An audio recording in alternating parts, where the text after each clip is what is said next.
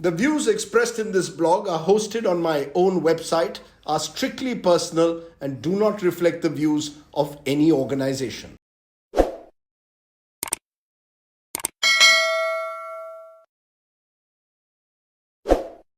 Hello and welcome friends once again to Straight Bat, my weekly video blog where, as the title suggests, I comment with a straight bat. Now this is the final straight bat of 2022. As a year draws to a close and a new year is set to begin, I thought it was a good time to say a prayer for India in the year ahead. So here goes.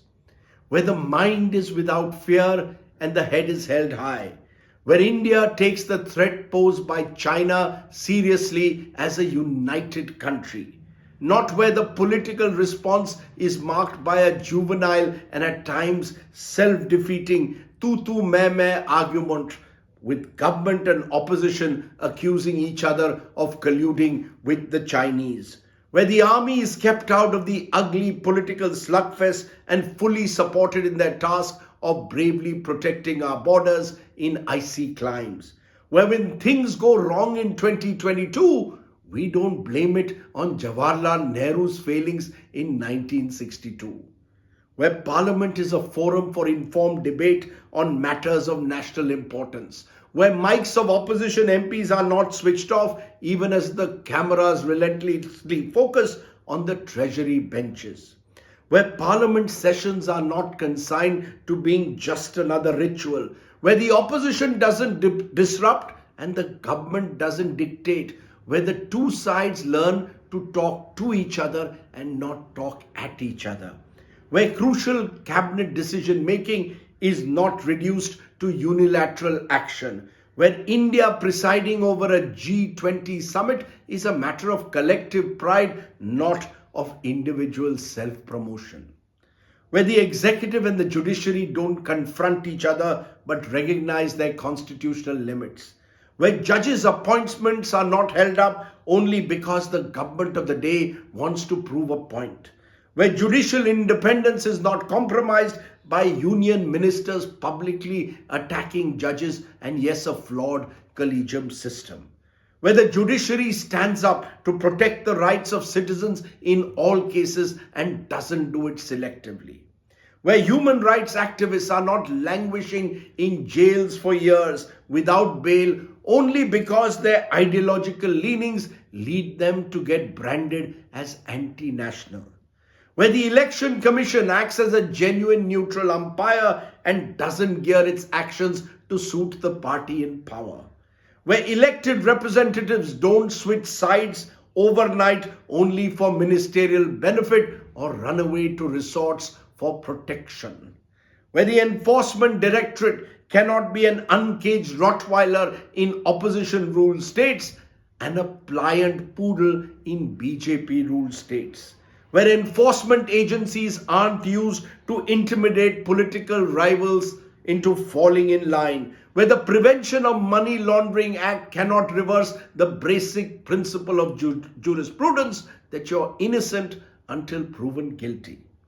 where a rational discussion on the economy, my friends, calls for more facts and less spin, where all is not doom and gloom, but neither can the approach be don't worry, be happy, we are better off than the rest of the world, where it is better to admit that growth has slowed down, that jobs are scarce, that inflation remains a struggle rather than live in denial, where our low ranking in the global hunger index should trouble us, just as our lifting so many people out of poverty in the last decade and more should be a matter of satisfaction, where one political party's welfare agenda cannot become another party's rave-d, where political parties should make election promises on which they can deliver rather than spur a freebie culture that will only bankrupt the exchequer, where parties seek votes on the quality of governance they provide and not by raking up polarizing issues as weapons of mass distraction, where elections are fought on the needs of a 21st century India and not who destroyed which place of worship in the 16th century, where climate change is not an issue confined to seminars in distant global capitals, but becomes part of the national conversation, where the right to breathe clean air should be made a fundamental right just as much as the right to access clean drinking water, where every year when our cities are flooded out, we the citizens should hold urban bodies accountable for the taxes we pay for better infrastructure, where we can't have a financial system that writes off hefty loans to corporate India, but a farmer has his tractor seized for defaulting on a single loan installment, where small and micro industries get the same benefits from banks that a well-networked large business always does, where we wonder why so many wealthy Indians are taking overseas citizenship, where we can't talk of ease of doing business and then let the taxman target businesses,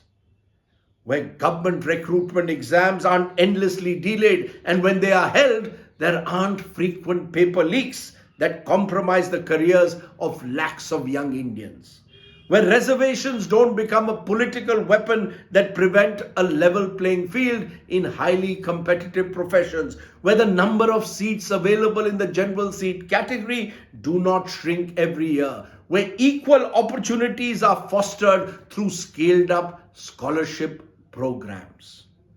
where interfaith marriages aren't instantly demonized as love jihad and love is not criminalized through unconstitutional laws, where collective anger against rape is not determined by the religious identity of the rapist but by the nature of the crime,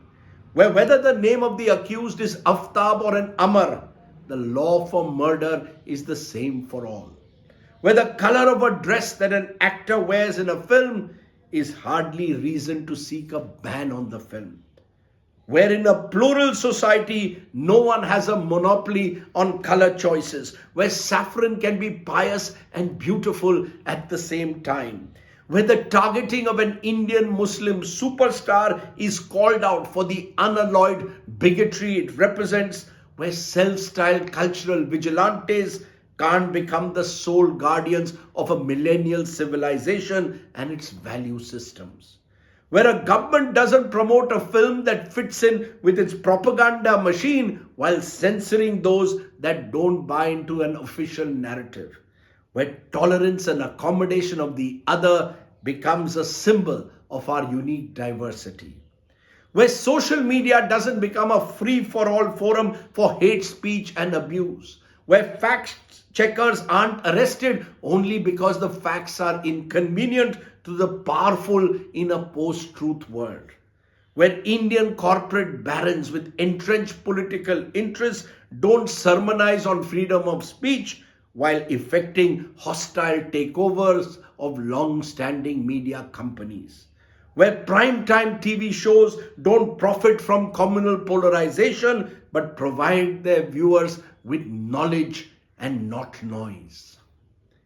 where India qualifies one day, my friends, for the World Cup football finals and throws up homegrown football icons rather than us having to appropriate a Messi or a Ronaldo as one of our own, where our women hockey and cricket players get the same attention as their male counterparts when they conquer new peaks, where every Indian, irrespective of caste, income, gender, region, or religion, feels a sense of common citizenship in being an Indian. Into that heaven of freedom, let my country awake. Happy New Year. Namaskar. Thanks so much for subscribing to my YouTube channel. I wish each and every one of you once again a very happy New Year. Jai Hind.